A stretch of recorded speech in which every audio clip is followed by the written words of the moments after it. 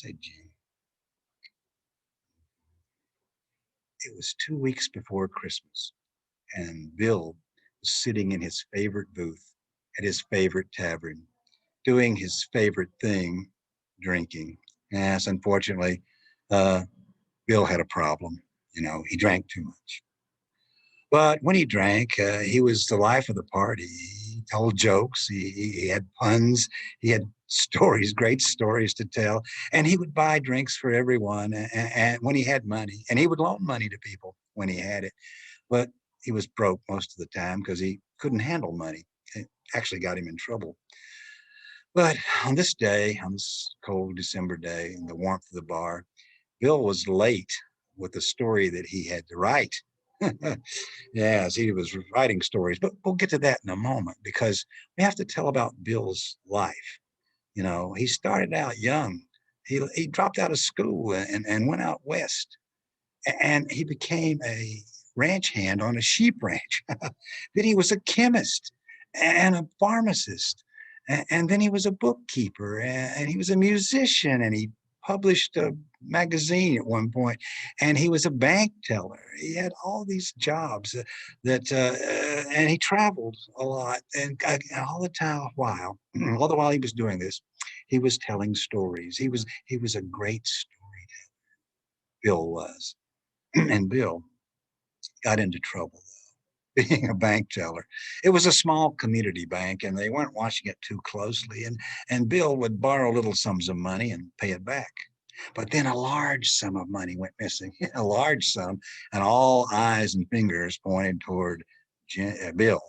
And Bill, poor Bill, he to the day he died, he professed his innocence. He claimed he never embezzled that much money. No, he was framed. But they couldn't prove it. So he went on the run, and he went out of the country, and he was hiding out in Honduras.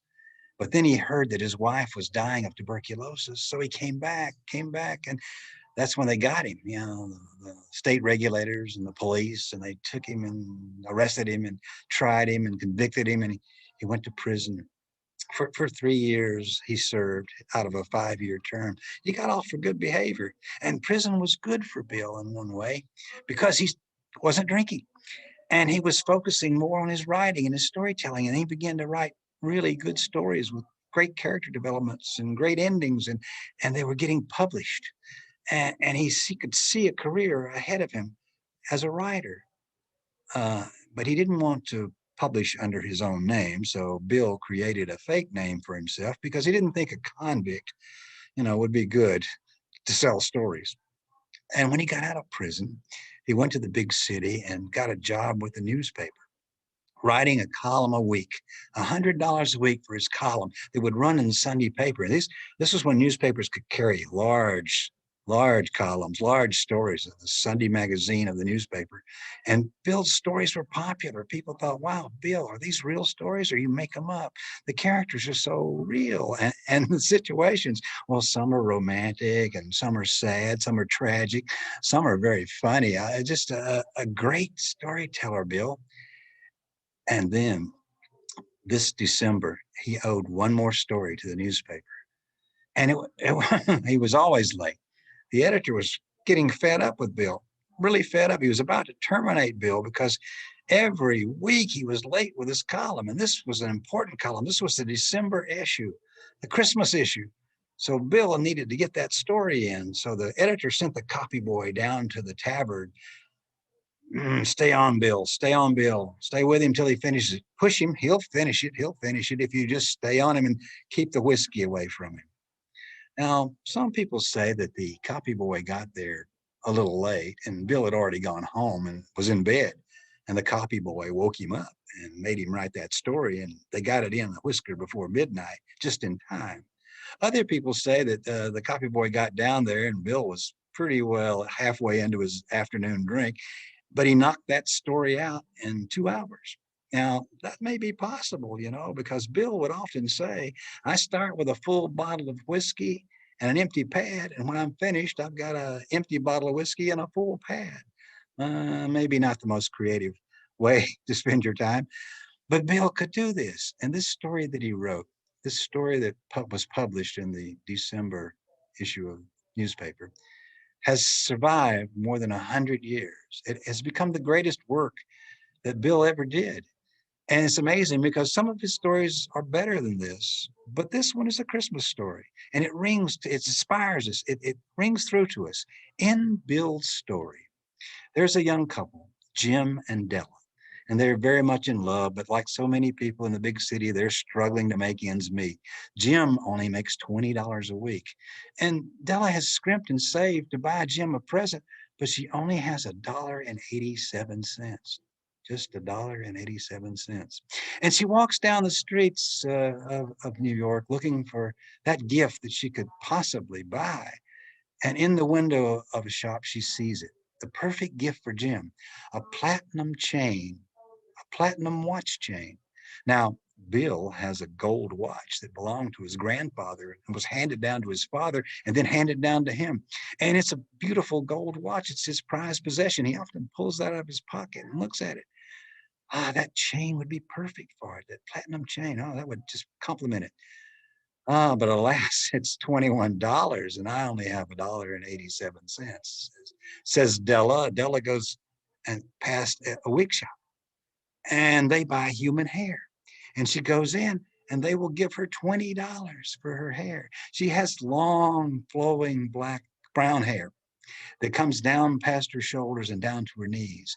And this hair is beautiful. And Jim admires it almost every day when she lets it down to comb it. And she realizes it'll grow back.